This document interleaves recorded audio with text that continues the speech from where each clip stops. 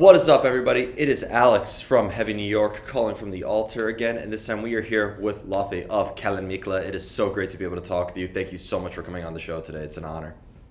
Thank you for having me. Yeah, it's so amazing to have you here. When I saw you, Kælan Mikla last year on the Vili Valo tour, that was 2 nights in a row. I wasn't even aware that there was an opener on that tour, so it was a big surprise. I instantly made sure that I got there early again the next day to catch the set again. So it was great to be able to talk with you and about all this new single that we just got out, which is called Storn Rulos.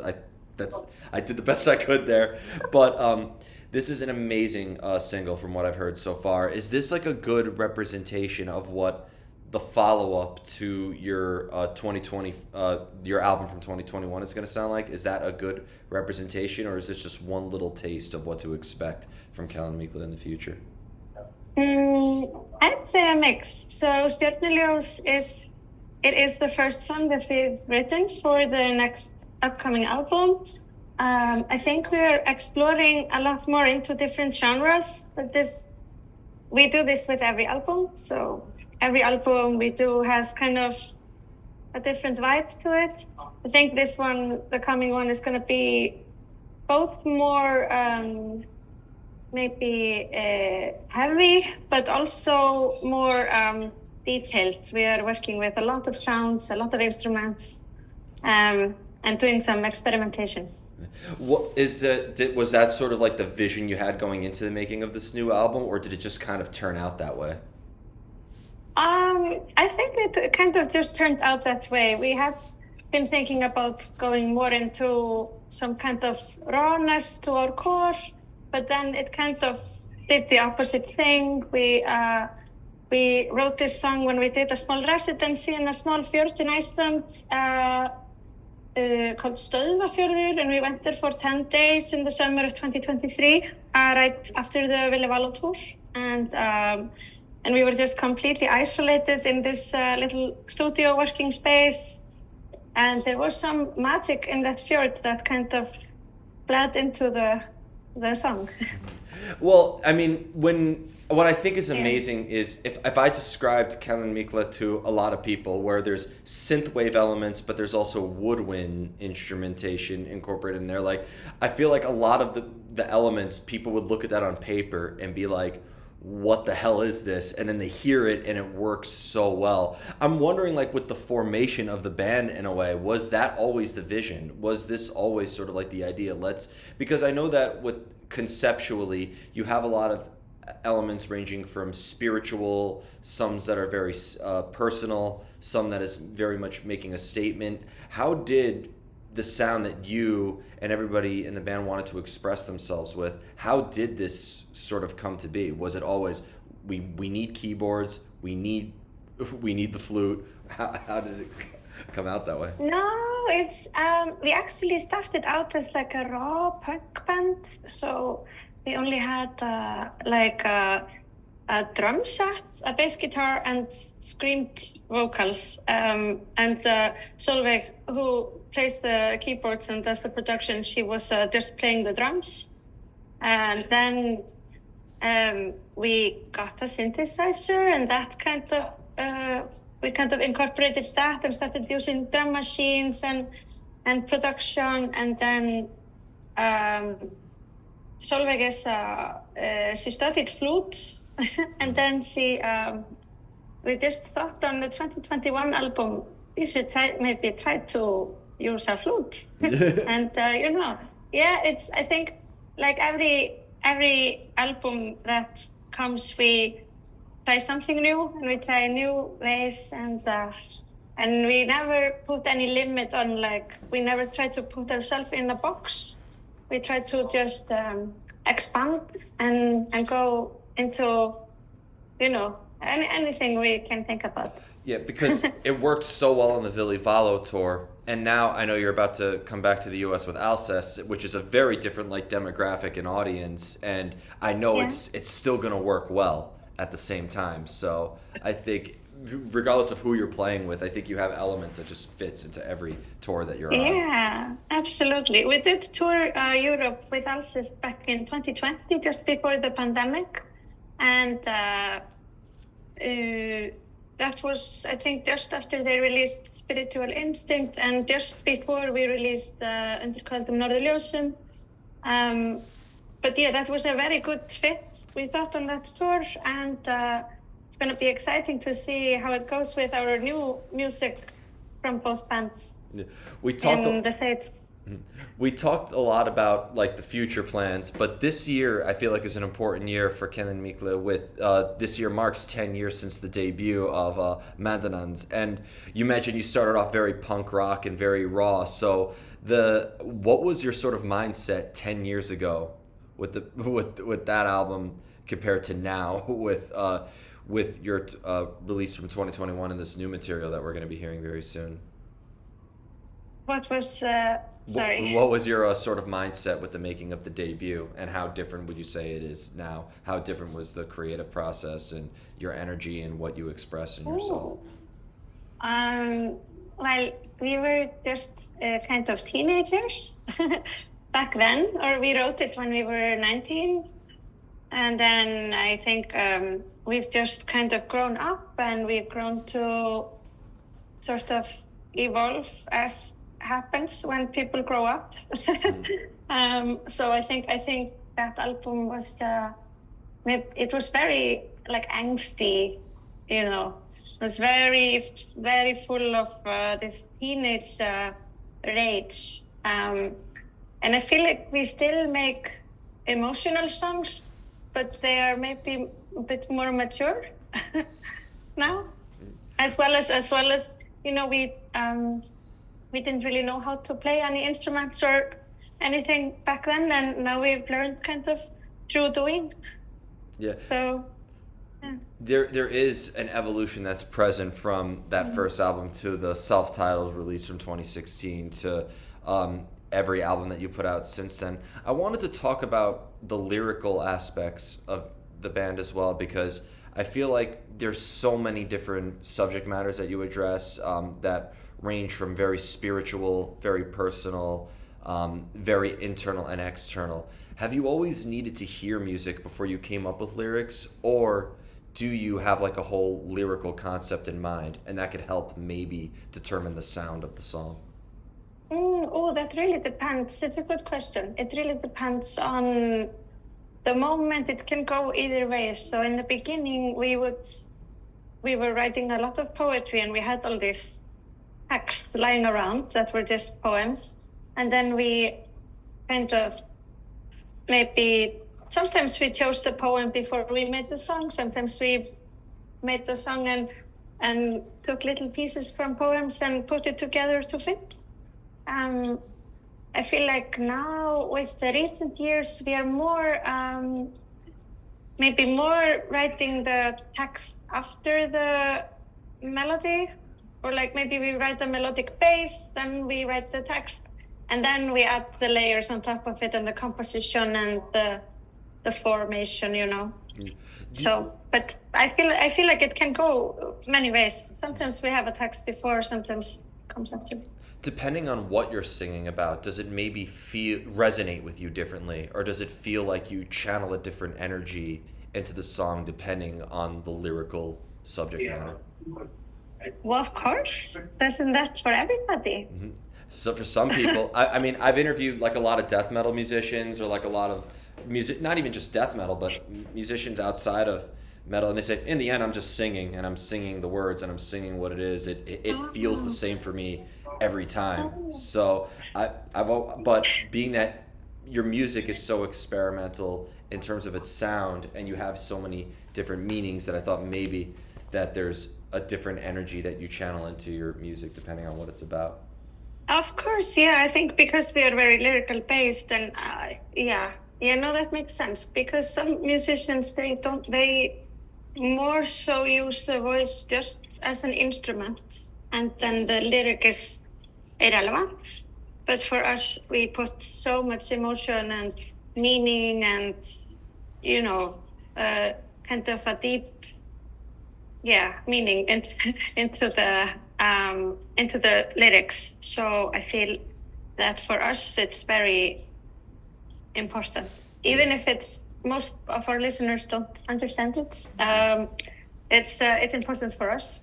Yeah. Well, I mean, one of my favorite bands is Duran Gray from Japan, and I to this day could never understand anything that they say in their lyrics, and it still resonates. I feel like some people think that just because you may not understand the lyrics, it doesn't mean it can't resonate with you. I disagree. Yeah. I think there's a song, I believe it was a Stormurinn off of the last album. Again, doing the best I can, and the way that the voice sort of leads up to that before it like. The voice acts as a guide, but it also acts as the center at the same time, if you know what I mean. Yeah, and we always try to write the songs in such a way that the music feels like the lyric, So the kind of the part of the instruments is channeling the same emotion as the lyrics, so that it can work. Like it can deliver the meaning to people even though they can't know the words. Yeah, I feel like that even if the music was instrumental, it would still do just as good of a job at conveying that emotion or that message. Oh yes, that's what we try. So that's good. I sense so much emotion within your lyrics and within your music, but emotions come and go super quick. So if you're working on a song for a very long period of time, do you find it more difficult to sort of maintain the initial spark of the idea? Do you find do you almost want to finish the song as quick as the idea came to you? Yes, it can be a whole struggle.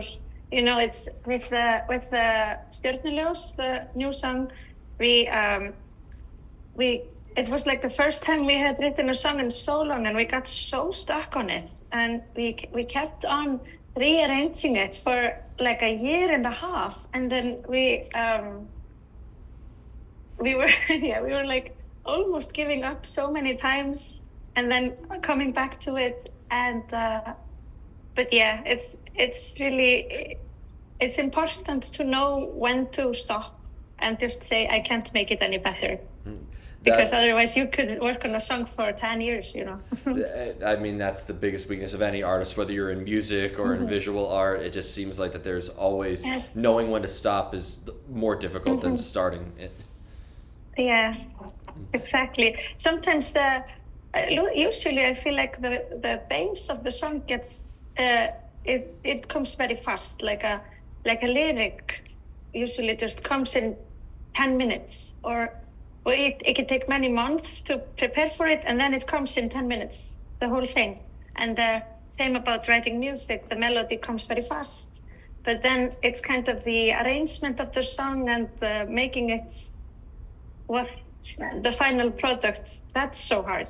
Because then you start experimenting, do I want it to sound more this way, and adding in instruments, taking out instruments, and it can be an endless process, Do you feel that, because I've noticed like with your use of like witchcraft imagery and mythology being essential to your lyrics as well, and looking at your photo shoots and seeing how there's such a great visual aspect behind your sound, do you feel that maybe you in a way portray a character sometimes, or maybe like an entity outside of who you personally are? Absolutely. That's kind of the whole point of our band, even if maybe we don't speak about it so often, but it's we always like to kind of channel this character that is Kælan Mikla, which is kind of this spirit that embodies the like a feminine energy that represents the cold and the winter and sort of Iceland's landscape, and I don't know. It's so this is the character that we kind of I don't know, built together, the three of us, and when we are like making magic together on stage, we are channeling her as like a unity. Because there's the famous saying that every painting is a self-portrait, so there is an element, you don't want to portray a character too much, because then you wouldn't be putting much of yourself into it, but at the same time, it seems like it's as much of an escapism for you as it is a means of expressing yourself. Yeah, for sure. And we like to kind of become a little bit possessed, on the stage. Yeah. We kind of make ourselves possessed with this character, and then sometimes you barely even remember the show afterwards because we're just so in the moment. And it's funny you mentioned that, because I've seen a lot of shows, yours included, where you can, like, not only are you possessed on stage, but you clearly possess the audience and the room around you. But do you find it hard? Every venue and that you play at is different. So do you find it sometimes it's very difficult to make the sort of venue or the stage setting sort of line up with what you're trying to envision for the performance? It can happen. Some venues are not as good for it, and I think in the beginning we kind of preferred to do this very small stages because that's kind of what the music felt like. But I think now, more recently, I think we feel best when it's kind of a big, like maybe a high stage and a deep stage. It's kind of nice. But I think it depends how the music sounds, what kind of place works best for it. Yeah. And do you also maybe adjust your set depending on the tour that you're on as well? Yeah, we do. We kind of, I think when we did like the tour with Chelsea Wolf, we were sort of making it a little bit more like metal and sort of heavy, whereas with Villevalo maybe we had it a bit more the poppy ethereal songs. I don't know. I think we try to work with because we have many songs, so we try to work with what the mood is going to be. In order to get the inspiration to write lyrics and to write music, do you look for the inspiration? Do you have to seek it out, or do you just kind of have to let the inspiration strike you? I think it depends. Sometimes it comes out of the air and you don't know that the inspiration is going to come when it comes. But sometimes we try to look for something, go into the nature, look at the mountains, or read a very old story or something. Yeah, you can go and look for inspirations just as well as letting them hit you. And this is a sort of like a bit of a debate that I've been asking with artists, and it's about how you evolve or the evolution that you have. Do you believe that evolution is something you have control over? Can you dictate how you evolve as an artist, or do you just kind of have to let it happen organically? I think the best way is to let it happen organically, because if you try to choose too much what you're going to make, then usually it's not good. Or like, I think artists who try very much to be like some other artists that maybe they look up to, they don't allow themselves to float in the direction that maybe they're supposed to. I think so. I think you should just allow yourself to evolve in the way that the universe meant for you. Do you feel something like that? Do you feel that the character that you portray in Kælan Mikla, that character evolves as well, or does the character kind of stay where it is? Like if you're playing a song from Undur, your album from 2021, is that character staying in 2021 and they aren't coming with you for this new album, if you know what I mean? Oh, it comes with us. I think there's always the central core of Kælan Mikla, even if there's, the music can go anyway and the aesthetics can go anyway. But I think the core of us is kind of that character and that inner heart of the band. And but of course, it can come in many forms. Like I think maybe the aesthetics of the next album is going to be different from the last one, but it's still gonna be the same heart. Because I've always said that art is life and it grows, it could develop, it could die sometimes as well. So sometimes I wonder if every artist wants to evolve, and every artist probably looks at their earlier work with disdain, or they say, what the hell were we thinking? But I've always said that the art could evolve and grow with you as you evolve as well. us could evolve with you, with us as we evolve. Yeah. No, sorry. Yeah, no, exactly. Yeah, that makes sense. Yeah. No? Yeah. No, I mean, do you want the debut to stay in 2014? You don't want it to come with you. You don't want to bring that with you as with the version of Kælan Mikla as you are now. I think it can be interesting also to kind of look for inspiration in your older works. Yeah. And you should, yeah. I don't think I love all of our albums. I think they all have something interesting to bring. Of course, I always think, and I think we all of us feel that way, that it's kind of everything we make is always the best thing we ever made. Yeah. Or every new thing that we make is like our best work yet. Definitely. Which is good. It should feel that way if you're trying to evolve. But I think we still really much hold close to heart our old material as well, and we look for inspiration there. Sometimes we try to go back to the roots, stuff like that. And the final question I wanted to ask you is, and I'm sure a lot of people in the press ask this, but being a band from Iceland, I've interviewed a handful of artists from Iceland before, Soffía probably being the most common one. Now, as somebody who's been to Reykjavik before, it's a beautiful city, and what I find so amazing about Iceland is you have the capital of Reykjavik. It's a very nice, but it's a very it's like a small town for a capital city, and then you're surrounded by nature constantly. Iceland alone has to be full of just inspiration from the art and the culture that's within the city to the nature that you're surrounded with, right?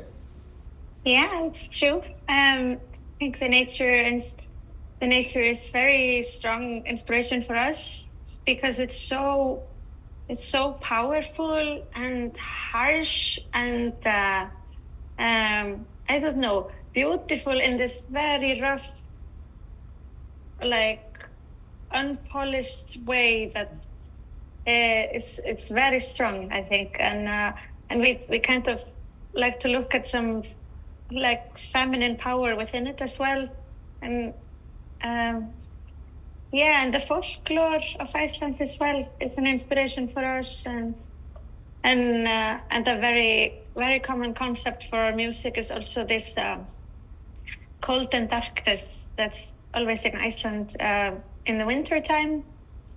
Yeah. There's like right now, it's very cold and very dark, and it's kind of this endless night. The winter is just like an endless night in this part of the world, and then again the summer is like an endless day.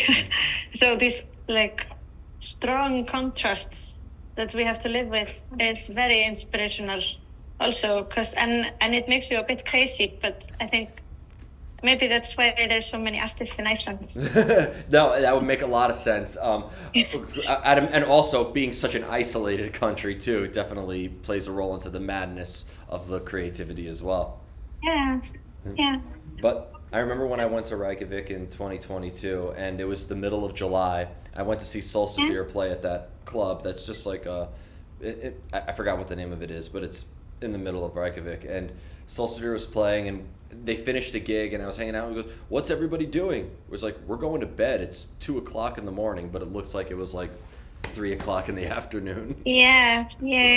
So it definitely... Maybe this club, maybe it was the club where Maggie is working, the bass player. Yeah.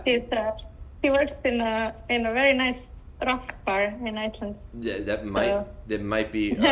It's there. right above the punk rock museum that's underneath that downstairs thing.